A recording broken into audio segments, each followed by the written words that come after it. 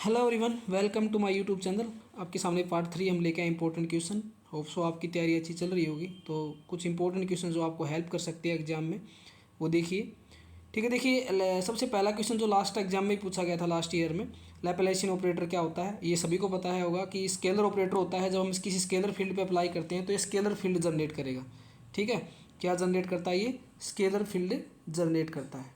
ठीक है, और उसके बाद में इसका जो फार्मूला, इसको हम रिप्रेजेंट कैसे करते हैं? डेल स्क्वायर के द्वारा। और आपको पता है डेल स्क्वायर क्या होता है? डेल स्क्वायर होता है curl square by curl X square, curl square by curl Y square, curl square by curl Z square. ठीक है, अगर किसी फंक्शन पे अप्लाई करते हैं तो हम ऐसे अप्लाई करेगा, डबल डेरिवेटिव। ठीक है, तो ध्यान रखिए, देखिए दो दो मार्क्स के जो क्वेश्चन आते हैं, कंपलसरी क्वेश्चन है, वो आपके 8 आएंगे। मतलब एक पूरा क्वेश्चन होगा, 16 मार्क्स का क्वेश्चन हो जाएगा वो। तो इसमें जो क्वेश्चन आ सकते हैं, जैसे आपके 4 थ्योरम हैं, ये क्वेश्चन 4 थ्योरम हैं जो इंपॉर्टेंट हैं। Gauss divergence theorem, Stokes theorem, theorem of parallel axis, theorem of perpendicular axis. तो 2 नंबर में इनकी स्टेटमेंट भी आ सकती है, मतलब 2 कंपलसरी वाले क्वेश्चन में। वो 16 नंबर के तो इंपॉर्टेंट हैं ही हैं, लेकिन मतलब क्योंकि 16 के तो देखो, थ्योरम ऑफ पैरेलल एक्सिस और थ्योरम ऑफ परपेंडिकुलर एक्सिस जो है वो 16 मार्क्स का पूरा तो नहीं बनेगा। 8 अगर दोनों क्वेश्चन आते तो 8-8 नंबर के बन जाएंगे। ठीक है, लेकिन इसकी तो इनकी स्टेटमेंट, मैथमेटिकल फॉर्म आपको अच्छी तरह से आना चाहिए। और ये लैप्लासियन ऑपरेटर आपका लास्ट ईयर क्वेश्चन पेपर था, क्वेश्चन पेपर में आया हुआ था। ठीक है, अब अगला क्वेश्चन देखिए, कंजर्वेटिव और non conservative force. Conservative force क्या होता है, ये भी पूछा गया प्रश्न है। अगर जो वर्क डन फोर्स ने किया, अगर वो इनिशियल और फाइनल पोजीशन पर डिपेंड करे, भी जहाँ इनिशियल और फाइनल, वो इस बात पे डिपेंड ना करे कि पाथ कौन सा फॉलो किया है। ये आपने प्लस 1 में पढ़ा हुआ है। और इसका जो एग्जाम्पल होता है वो होता है ग्रेविटेशन फोर्स और इलेक्ट्रोस्टैटिक फोर्स। ठीक है, उसके बाद में नॉन कंजर्वेटिव में आपको पता है इसका उल्टा होगा। अमाउंट ऑफ वर्क डन जो है, फोर्स जो करेगा वो किस पे डिपेंड करेगा? पाथ फॉलोड पे। वो डिपेंड नहीं करेगा, इनिशियल और फाइनल पोजीशन पे डिपेंड नहीं करेगा।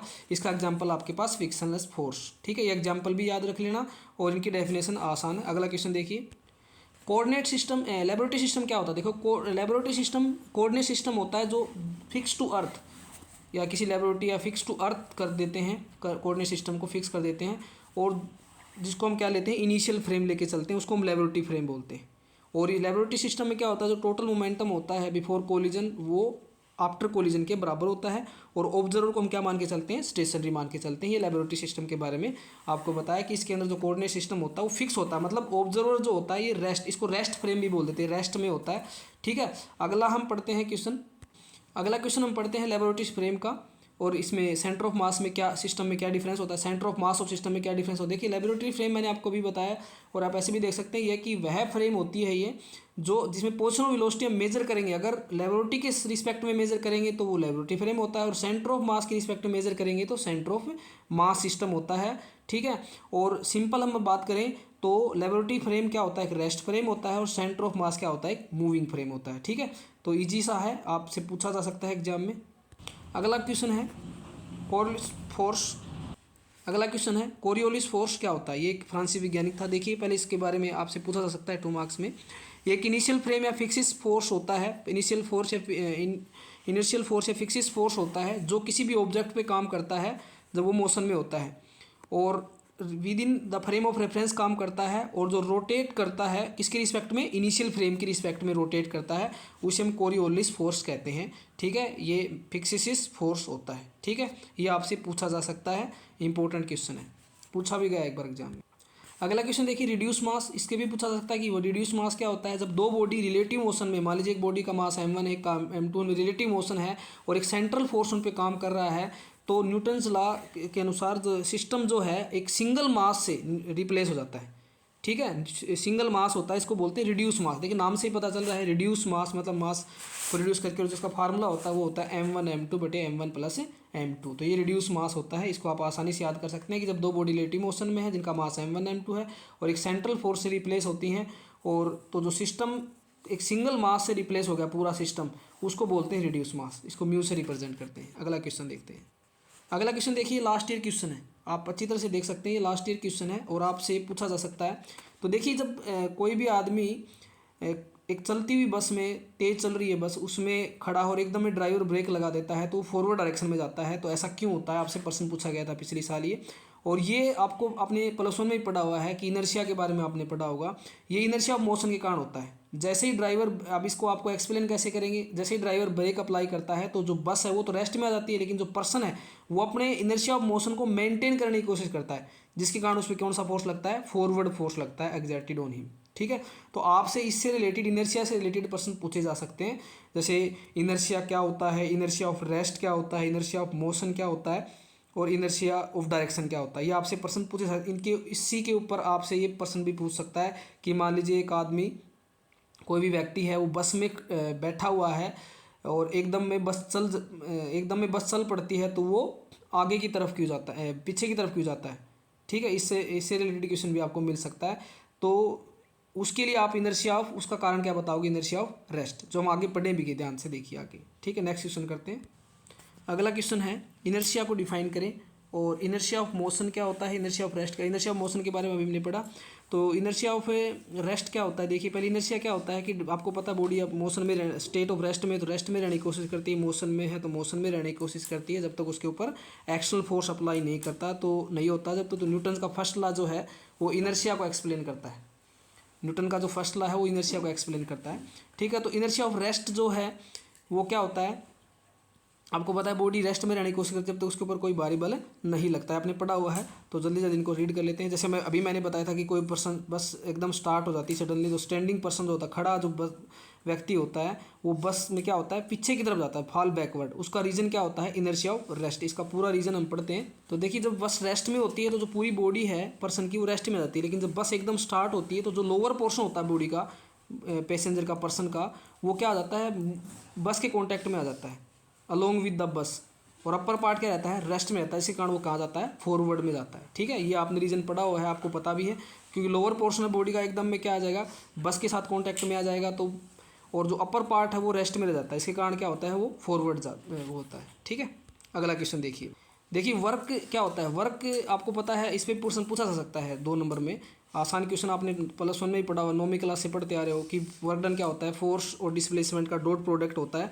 ऐसे भी कह सकते हैं, किसी बॉडी पर हम फोर्स लगाते हैं तो वो बॉडी अगर डिस्प्लेस हो जाती है कुछ डिस्टेंस के अंदर, तो हम कह सकते हैं वर्क डन हुआ है वहाँ पर। आपको पता है, जल्दी जल्दी पढ़ लेते हैं। इसका फार्मूला होता है F dot S, F S cos theta.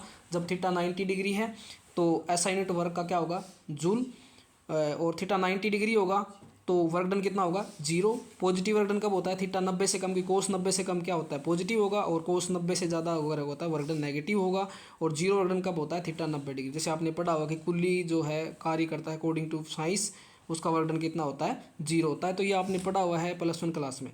ठीक है, तो देखिए आपसे अब यहाँ से और भी कुछ क्वेश्चन मैं आपको बताता हूँ। जैसे आपसे पूछा जा सकता है कि पावर क्या होती है। तो देखिए पावर, उसकी यूनिट क्या होती है, time rate of doing work, कार्य करने का जो टाइम रेट होता है वो पावर होती है, कितने समय में कितना कार्य किया। Power is equal to work done by, ठीक है, या रेट ऑफ डूइंग वर्क भी कह सकते हैं पावर को आप। तो P बराबर W/T, आपने सारा प्लस वन में पढ़ा हुआ। फोर्स वर्क डन हमें पता है, F डॉट एस होता है, S/T वेलोसिटी होता है, इसको F डॉट वी भी लिख सकते हैं।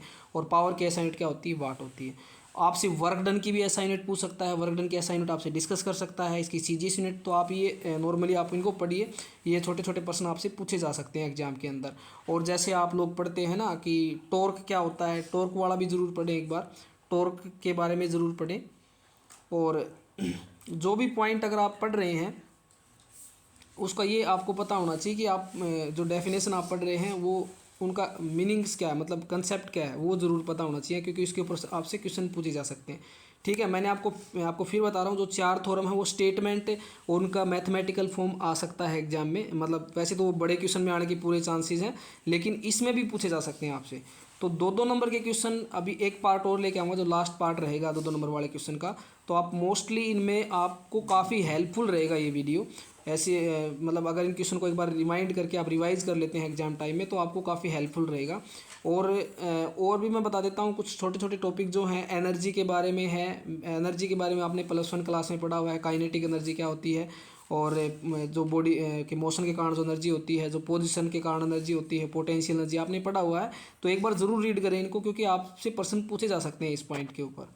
ठीक है, और जो मेन चीज़ ये है कि आप लोग अभी जो रिवाइज कर रहे हैं उसमें जो पहला क्वेश्चन है उनके बारे में मैंने आपको लगभग जो इम्पोर्टेंट क्वेश्चन थे वो बता दी, जो आपकी तैयारी में काफ़ी हेल्पफुल रहेंगे आपके लिए। और उसके बाद में आपका जो 2-2 नंबर वाले क्वेश्चन हैं उनमें जैसे एक पॉइंट और पूछ लिया, जैसे एंगुलर वेलोसिटी क्या होता है, तो आप बता सकते हो एंगुलर वेलोसिटी क्या होता है, एंगुलर डिस्प्लेसमेंट बटे टाइम। एंगुलर मोमेंटम मैंने आपको बताया हुआ है अच्छी तरह से, एंगुलर मोमेंटम क्या होता है। Law of conservation of momentum आपसे पूछे तो आप बता सकते हो, अगर किसी बॉडी पर फोर्स अगर जीरो लगता है तो टोटल मोमेंटम क्या रहेगा, कंजर्व रहेगा। तो ऐसे आप बहुत सारे क्वेश्चन करेंगे तो 2 मार्क्स वाले क्वेश्चन में आपको दिक्कत नहीं आएगी। और ये खास ध्यान रखना, जो मैंने 2 मार्क्स वाले क्वेश्चन करवाए हैं उनमें से बड़े क्वेश्चन में भी आपको 4 में भी आ सकता है, 3 में भी अलग से आ सकता है, ये क्वेश्चन आ सकते हैं, 4 में भी आ सकते हैं। जैसे एक क्वेश्चन बन गया 12 का, एक क्वेश्चन बन गया 4 का। ठीक है, तो अब अगला पार्ट जब आए, जब मैं लेके आऊँगा, जब तक आप ये क्वेश्चन करिए। और होपफुल ये है कि आप भी अच्छी तैयारी कर रहे होंगे। बेस्ट ऑफ लक आपके एग्ज़ाम के लिए।